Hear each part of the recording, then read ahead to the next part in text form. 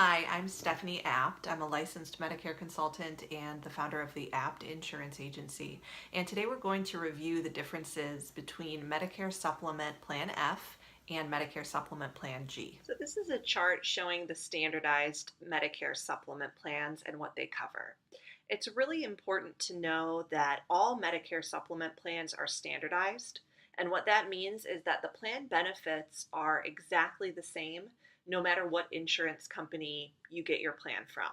So a Plan F from Blue Cross Blue Shield will be the same as a Plan F from United Healthcare. The benefits are always exactly the same between the different insurance companies. So let's look a little bit closer at the benefits.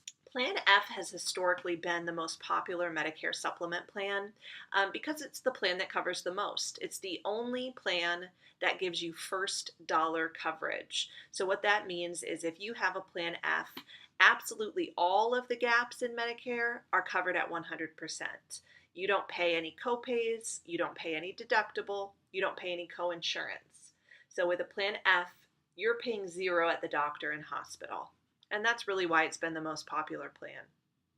Plan G is almost exactly like Plan F if you look closely at it. It has pretty much all of the same coverage except for the Medicare Part B deductible.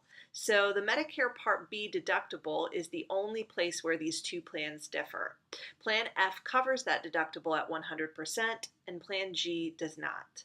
Well, what is the Medicare Part B deductible? For 2017, it's $183 per year.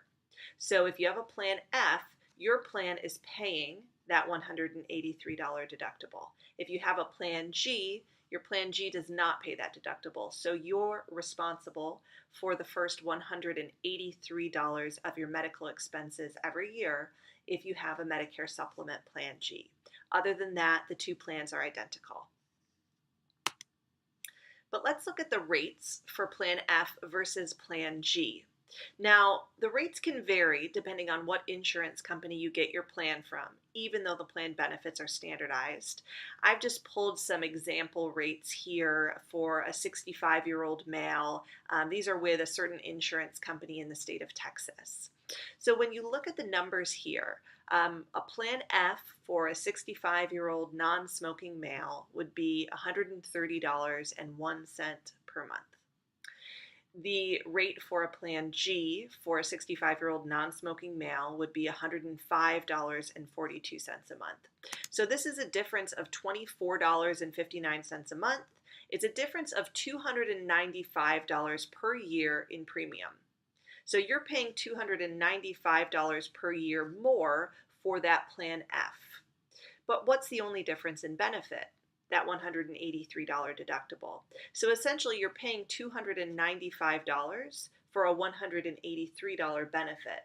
The math doesn't really make sense. You're kind of overpaying by about $112 a year in this example, and that's just money that the insurance company is pocketing. Additionally, when you look at the rate adjustments, the rate increases for Plan F and Plan G with different insurance companies, 9.9 times out of 10, Plan F is going to get a higher rate increase than Plan G does. We see it with all of the different insurance companies in all of the different states. Here's some examples of some recent rate adjustments with a popular Medicare supplement carrier. And you'll see that here in Utah, they gave an 8.9% rate increase on plans A and F, where there was an 18% decrease on Plan G. And we're seeing that more and more often with insurance companies administering rate decreases on Plan G. Another example here in Georgia, you see a 7.5% rate increase on Plan F and only a 4.7% rate increase on Plan G. So over the life of your policy, chances are as these rate increases happen year after year, you're going to pay a lot less in the long term if you have a Plan G than if you have a Plan F due to those higher rate increases. Another important thing to know, this has been getting a lot of buzz lately, Plan F is going away after the year 2020.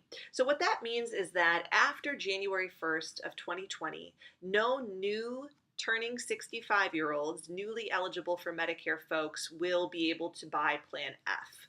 If you have a Plan F, you can keep it. So they're not going to take Plan F away from folks that have it.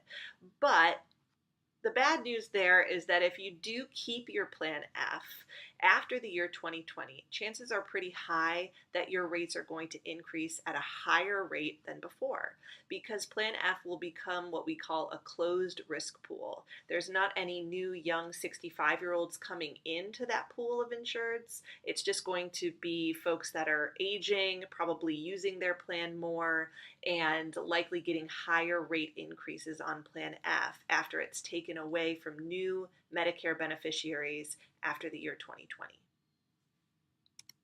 So all of these are reasons to me that Plan G is just a better value.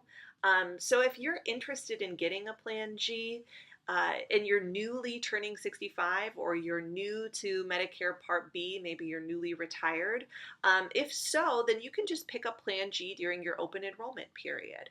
So you can actually start signing up for Medicare supplement insurance up to 6 months before you turn 65, and then you have up to 6 months after you add Medicare Part B to get any Medicare supplement plan in your open enrollment period. That means there's no health questions asked, it's guaranteed issue.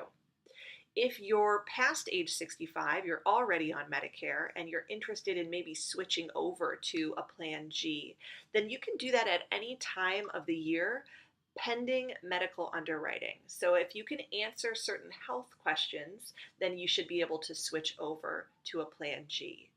And if you have any questions on how to get a Plan G, or any questions about the medical underwriting that you may need to go through if you're past age 65 and you'd like a Plan G, then you can always feel free to give me a call. I'm more than happy to answer any questions that you have. Thanks so much for watching.